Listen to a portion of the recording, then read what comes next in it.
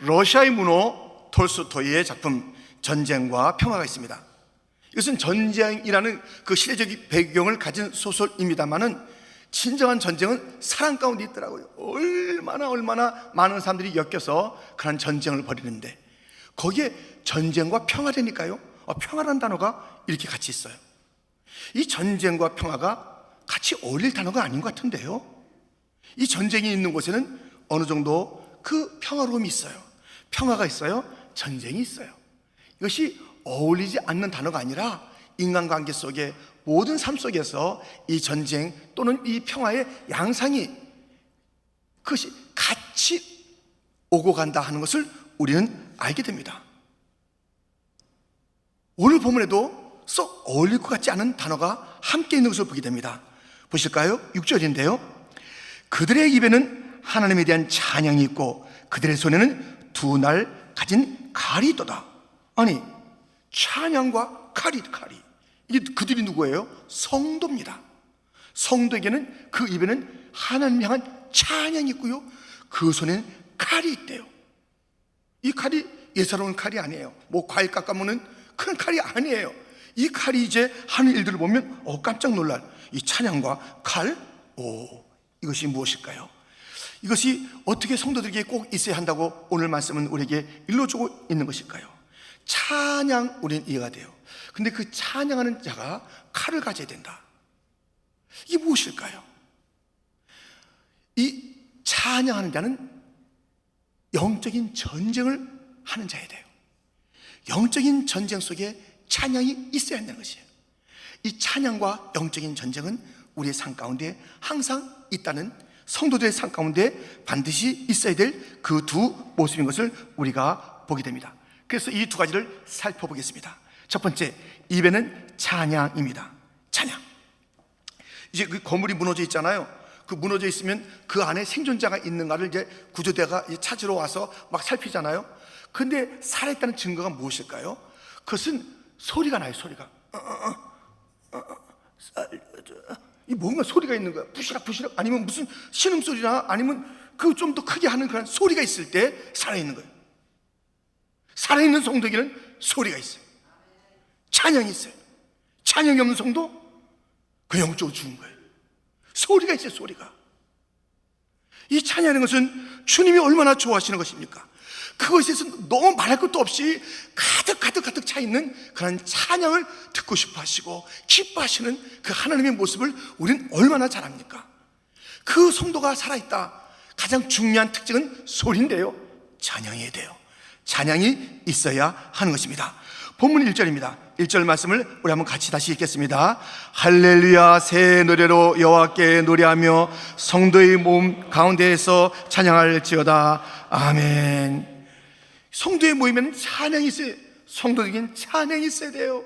새 노래로, 새 노래, 새로 작곡하는 거 참 좋지요.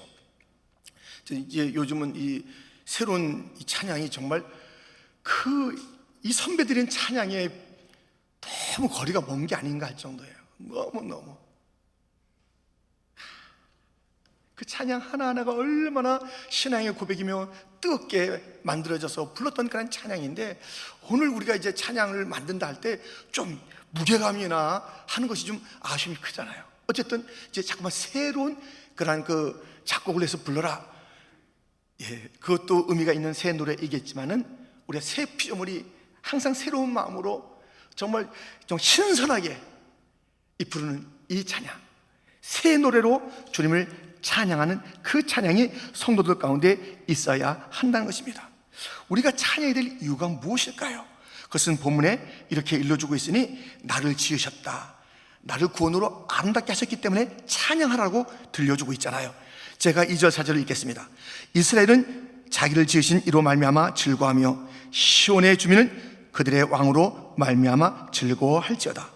여호와께서는 자기 백성을 기뻐하시며 겸손한 자를 구원으로 아름답게 하심이로다. 여러분, 이제 지음 받았기 때문에 우리가 찬양해야 돼요. 나를 지으신 주님, 나를 갖다 하나님의 형상으로 지으시고 보시기에 아름답다고 하신 그런 주님, 이 모든 만물도 그렇게 귀한데 그 중에서 택하고 고르셔서 나를 하나님의 형상으로 지으시다니, 찬양해야 되잖아요. 그리고 구원이죠, 구원. 망가진 우리들을 구원해 주신 이 구원이 너무너무 아름다운 거예요. 그 아름다운 일을 하신 그 주님을 찬양했다는 것입니다. 그 이란에 테헤란 궁정이 있습니다. 이 테헤란 궁정은 이 유리, 깨어진 유리로 만들어진 그런 곳이에요. 왜? 거기에다가 이 유리를 가지고 유럽에서 수입한 그런 유리를 가지고 잘 지려고 했다가 이것이 깨진 거예요. 쓸어버려요? 아니, 아이디어가 있는 거예요. 이것을 다 조각조각 모아서 그렇게 다시 붙여서 이 성전에 이 모든 이런 장식을 하자는 것이에요. 그랬더니요, 그냥 민자로 있는 것보다 더 멋있어요. 더 찬란해지고 더 영롱해지고 그런 것이에요. 여러분들, 우리 인생을 생각해 보세요. 우리가 처음 지음받았을 때 참 아름답다니까요. 그런데 망가졌잖아요. 냄새나고 역겹고 죄인이고 지옥 가야 되고 그저 먹고 마시는 것이 하나님의 그 마음을 아프게 하는 것들이요, 말하는 것마다 푹푹푹 쏟아져 나오는 그런 악취와 같은 것들이요, 이것이 바로 인생의 모습이에요. 처참하잖아요. 깨어져도 이렇게 깨어질 수 있을까요? 상해도 이렇게 상할 수가 있을까요? 그런데 구원이 무엇입니까? 이 상한 자를 새롭게 만드는 거예요. 상한 자를 다시 빚는 거예요. 깨어진 조각들을 다시 잇는 거예요. 거기에 보혈로, 주님의 사랑으로 다시 한번 새롭게 만들어서 더 멋진, 그래서 이 창조보다 이 재창조 너무 놀랍습니다. 이 창조 때는 타락할 그러한 이제 멸망할 그 가능성을 갖고 있어요. 이 재창조된 자는 그러지 않아요. 재창조된 자가 간혹 이 땅에서 아직 남아있는 죄의 흔적 속에서 실수하고 넘어지고 죄 짓는 일이 있지만 영원히 타락하는 법은 없어요. 이 재창조가 더 위대하다니까요. 이 재창조의 놀라운 아름다운 일을 이루신 그 주님, 지으신 것도 찬양이요, 재창조의 주님, 망가진 자를 다시 빚으신 아름답게 만드신 주님을 우리가 찬양해야 되는 것 아니겠습니까? 세상에서도요, 사물을 보고 노래하는 게 있어요. 세상의 모든 사물. 비로 본 그 봉우리, 이게 어디서 나오냐면 금강산에서 나오는 게, 그리운 금강산.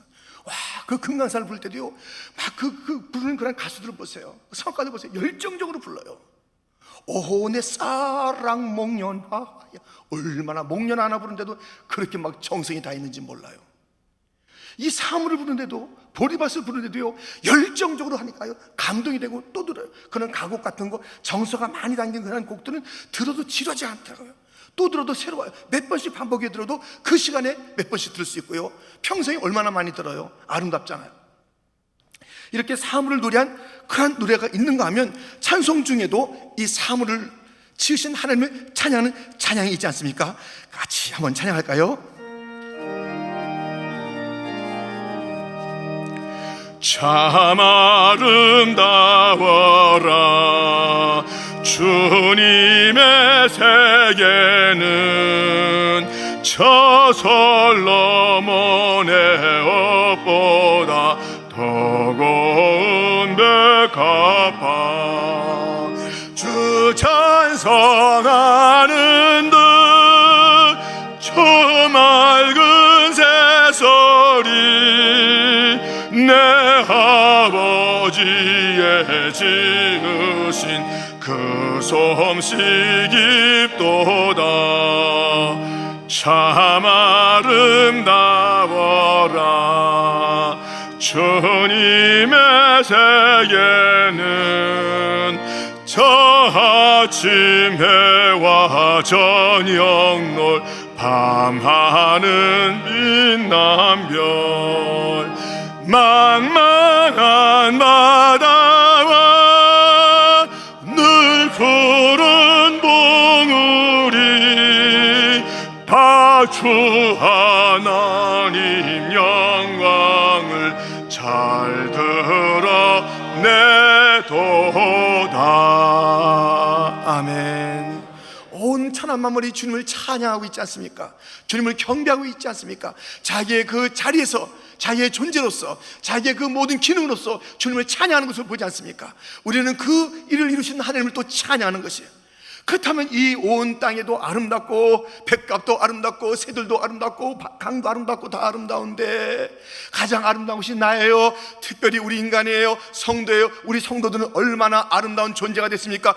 이름하여 하나님의 백성, 그리스도의 몸, 성령의 교통하는 곳이요, 우리들은 그리스도의 신부요, 주님과 연합된 자요, 친구요, 세상의 빛이요, 왕 같은 제사장이요, 그의 소유된 백성이요, 얼마나 영롱한 이름들을 갖고 있냐고요. 그렇다면 우리를 지으신, 우리가 원래 그러진 않았잖아요. 원작품에서 망가진 우리들이 망가진 대로 태어나서 그렇게 살아가는 인생들을 주님께서 구속하셔서 재창조해. 그래서 구속의 아름다움이 있는 거예요. 그 아름다운 일을 행하신, 구속의 아름다운 일을 행하신 주님을 찬양하는 것이에요. 구원보다 더 아름다운 게 뭐 있어요, 여러분들? 다 헛것이에요, 다 헛것이에요. 다 지나가요. 뭐 예뻐요? 뭐 멋있어요? 많이 가졌어요? 어이구 뭐 많이 배웠어요? 다 지나가요, 다 지나가요. 구원만이 영원히 남는 영원한 것인 줄 믿습니다. 전능하신 하나님, 언제나 동대하신 영원히 주를 찬양할 그 제목은 구원의 하나님, 구원의 하나님. 날 구원하신 예수를 영원히 찬양하리라. 할렐루야. 우리 성도들의 그 삶은 찬양의 삶이 되어야 하는 것입니다. 여러분들, 찬양할 때요, 어디서 찬양하면 우리가 이런 말씀이 있어요. 본문 5절에 보면 이런 말씀이 있습니다. 성도들은 영광 중에 즐거워하며 그들의 침상에서 기쁨으로 노래할지어다. 아멘. 이 성도들이 모임에서 찬양할 뿐만 아니라 자기 삶의 가장 깊은 곳, 자기 삶의 가장 외로운 곳, 자기 삶에 많은 생각들이 드는 곳, 자기 삶에 정말 자기의 실상이 가장 있는 곳, 그때 많이 염려하잖아요. 많이 근심하잖아요. 많이 생각하잖아요. 오늘도 내가 그걸 잘못했어. 그 사람 하면서 또 그 침상에서조차 우리는 얼마나 많은 희한한 일들이 있냐고요. 그러나 그 침상이 찬양의 자리가 되든, 가장 염려가 찾아오고 두려움이 찾아오고 정말 잠 못 잘 그런 이유들이 많은 있는 그 침상에서 주님을 찬양하라는 것이에요. 모든 순간을 찬양하는 자가 되기를 주님의 이름으로 축원드립니다. 찬양, 우리의 입에는 하나님께 대한 찬양이 있어야 돼요. 두 번째는요, 손에는 칼이 있어요. 칼. 말씀드렸죠? 이것은 영적인 전쟁이라고. 칼로 무엇을 하냐면 7, 8절입니다. 우리 한번 같이 7, 8절을 읽겠습니다. 함께. 이것으로 문나라에 보수하며 민족들을 멸하며 그들의 왕들은 사슬로 그들의 귀인은 철고랑으로 결박하고. 여러분들, 이 찬양을 우리가 오늘 했어요. 또 찬양을 하잖아요. 우리 찬양대 찬양, 우리가 지난주 가서 찬양 막 했잖아요. 이 찬양은 늘 우리 일상이 되잖아요. 우리가 찬양을 얼마나 많이 해요. 그런데 이 찬양하는 자들은요, 영적인 전쟁을 염두에 두지 않아요. 삶의 현실에서 영적인 치열한 싸움을 하는 그러한 잘하는 것을 자기 자신이 잊어버리면 그건 안 되는 거예요. 찬양만 해요? 안 돼요. 이 찬양하는 자들이 그러잖아요. 노래하는 자들도 밤에는 너무너무 그게 힘들다는 거예요. 그 노래할 때 화려했는데 힘들다는 거예요. 찬양한 자도 그와 정말 다름이 없을 정도예요. 찬양만 해보세요. 삶의 현장에서는 계속 펑펑펑펑 넘어지는 거예요. 준비가 안 돼 있어요. 삶의 현장에서 어떻게 할지 준비가 안 돼 있어요. 여러분, 찬양하는 자리만 있어요? 원수마귀가 아직 있는데요. 찬양하는 하나님만 있는 그런 이 세상이 아니라고요. 아직은 여기는 어둠이 있고 공중권세 잡은 자가 있다고요. 아직까지는 여기를 우리를 이 괴계를 가지고 찾아오고 틈을 가지고 찾아오는 마귀가 있다고요. 그러면 우리가 이 찬양만 하고 기쁘다 할렐루야 하지만 아무 대비 없이 세상에 나가보세요. 그러니까 찬양하고 또 지는 거예요. 찬양만 하면 져요. 찬양만 열심히 하면 된다? 그게 아니라니까요. 그게 아니에요. 자, 이 칼이 구체적으로 무엇을 말하는지 볼게요. 9절 말씀입니다. 9절 말씀 똑같이 한번 같이 읽겠습니다. 기록한 판결대로 그들에게 시행할지로다. 이런 영광은 그의 모든 성도에게 있도다. 할렐루야. 기록한 판결, 이 칼이요, 그것을 가지고 막 원수를 치고 이 죄백성들을 괴롭히는 거나 세상을 다 이기는 거예요. 그것들로 칼로 싸우는 거예요. 근데 그것이 무엇이냐면 기록된 판결대로 기록되어 있는 거예요. 여러분들, 성경에서 칼을 할 때 그것은 바로 말씀인 것을 아시죠? 에베소서 6장 17절, 구원의 투구와 곧 성령의 검, 구원의 투구와 성령의 검 곧 하나님의 말씀을 가져라. 하나님의 말씀이 검이에요. 이 말씀을 가지고 있어야 돼요. 이 말씀이요, 이 찬양하는 자들은요, 예배 가운데 제가 이제 그런 일이 있었어요. 뭐냐면 어떤 집회를 앞두고 그 집회에 참여하는 그 이제 리더가 저한테 왔어요. 목사님, 이번 집회는 찬양 중심으로 하겠다는 거예요. 찬양이 목말라 있으니까 찬양이 그리우니까 찬양이 중요하게 찬양하겠다 그래서 그게 참 얼뜻 그게 괜찮잖아요. 그래서 찬양 중심으로 하라 그랬어요. 그렇게 원하니까요. 그런데 가만 보니까는 그 리더가 가만 보니까 이 찬양은 좋아하는데 말씀이 약해요. 말씀이 넘어지더라고요. 말씀이 없으니까 넘어지더라고요. 찬양은 막 잘해요 정말. 근데 이 말씀, 여러분들 이 말씀이 이렇게 충만하지 않으니까요 안 돼요. 이 말씀도요, 이 찬양이, 새로운 찬양이 정말 날마다 감격이 신선하게 그렇게 솟구쳐야 되는 찬양이라면 이 말씀도 둔탁하면 안 되는 거예요. 히브리서 4장 12절 말씀 우리 한번 같이 읽겠습니다. 히브리서 4장 12절 함께. 하나님의 말씀은 살아있고 활력이 있어 좌우의 낯선 어떤 검보다도 예리하여 혼과 영과 및 관절과 골수를 찔러 쪼기까지 하며 또 마음의 생각과 뜻을 판단하나니. 아멘. 이 예리한 하나님의 검이 있어야 되는 거예요. 이게 없으니까요 이 찬양은 다소 좀 감정에 많이 실려 있잖아요. 그 감정이 있다는 건 사실이잖아요. 그 내용도 있고 우리가 생각하는 것도 많이 있습니다만 감정이에요. 그러니까 이 감정으로만 가득 차 있으니까요 이 예리한 판결에 기록된 판결의 말씀, 예리한 말씀, 그 분명한 진리, 그 기준은 둔탁해요. 말씀을 갖다 전혀 안 들었겠어요? 말씀을 안 읽었겠어요? 근데 그것이 둔탁해. 찬양은 감정은 뜨거워요. 이게 안 돼요. 안 되는 거예요. 이 말씀이 둔탁하면 반드시 져요. 이 언제 무슨 말씀이 그런 것 같기도 하고 아닌 것 같기도 하고, 우리 지도원들이 말씀을 전한 자들인데 말씀에 이 예리함이 없어요? 그럼 그 구역이 어떻게 되는 거예요? 이 말씀을 잘 갈아가야 되는 거예요. 우리가 그 말씀을 함께 이제 연구를 다시 해서 가는데요, 그 말씀을 기도하며 가서 그 말씀이 참 예리하게 그 심령을 쪼개고 그 모든 그 마귀의 괴기를 갖다가 무찌르고, 그래 예리한 것이 없어요. 말씀을 하는데 두리뭉실하게, 우리 지도들은 안 그러니까요, 두리뭉실하게만 해요. 두리뭉실하게 말씀이 두리뭉실해요. 어디 있는지도 몰라. 이게 말씀인지 아닌지도 몰라요.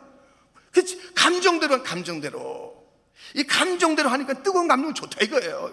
있어야지요. 뜨거움이 있어야지요. 그것만 가지고 안 된다는 거예요. 칼이 있어요. 칼, 예리한 칼, 성령의 검, 확실히 기록된 그 말씀, 그 말씀이 차야지. 그것이 오늘 본문에 성도가 영광스러운데 그것이 영광스러운 성도가 되는 거예요.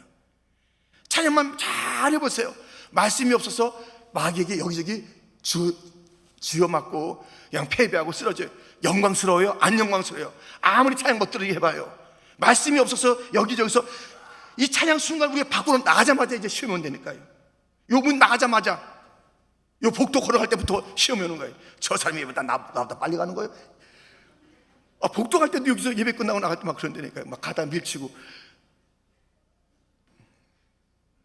여기서 막 은혜롭게 찬양해. 내 주여 뜻대로. 밑에만 내려가면 자기 뜻이야. 여러분들 그럴 때 철저하게 말씀을 가져야 돼요. 할렐루야. 이 말씀을 갖지 않으면 정말 우리 패배하는 거예요. 영광스러운 성도가 될 수 없어요. 이 입에는 찬양을, 손에는 칼이 무엇이다? 자기의 판단이 아닌 기록된 판결이 기록된 말씀이에요. 이 칼이란 게 자기 생각을 가지고 양상 배되는 게 아니에요. 내 경험에 의하면 쑥 빼고, 내 생각에 의하면 쑥 빼고, 여론에 의하면 쑥 빼고, 사람들은 이렇게 말해 쑥 빼고. 자꾸 이러지 마세요. 교회에서 그러면 안 돼요. 그래가지고 막 그 칼을 갖다 막 후두르는 거예요. 자기 하고 싶은 걸 갖다 딴 사람이 한 것처럼 해가지고 누가 그러는데 말이에요 쑥 빼고. 그러면 안 돼요. 지금 말씀이, 성경이, 주님께서 이게 주어가 돼. 주어를 갖다 분명히 주어가 없으니까는 애매모호해서 누구 말인지 모르는 거예요. 사람들의 말이 교회에서 막 난무하는 거예요. 그거 가지고 형제자매가 상처를 줘요. 만약에 이 말씀으로 이게 상처, 그건 수술이에요. 수술. 정확한 말씀으로 얘기했어요. 그러면 그게 회복이 될 수 있는 것이에요.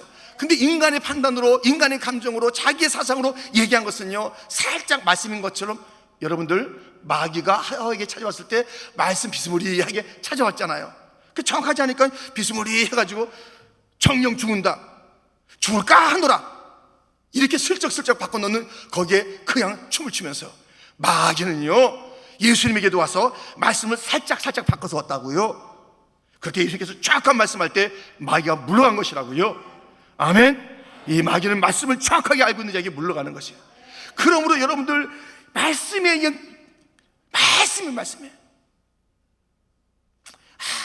이 말씀이 이해돼야 돼요. 말씀 없이 산다는 것은 그건 정말 날 잡수 하는 거 똑같은 거예요. 말씀을 잘 가시고 또 그 말씀만 있어요. 그래가지고 사람이 너무 또 드라이하네요. 말씀에 하는데요 하나 그 뜨거움이 없고 감격이 없어요. 이 찬양에 그 영이 없는 거예요. 여러분들 우리 칼과 찬양, 그 뜨거운 감정과 분명한 하나님의 말씀에 대한 꽉 참이 있을 때 영광스러운 성도가 되고, 할렐루야. 그 일을 주님께서 받으시고 원수가 물러가고. 여러분들 이제 하반기가 되었습니다. 두 번째 기회라고 말씀을 드렸습니다. 말씀 어디다 두셨어요? 말씀 어디다 걸어놨나요?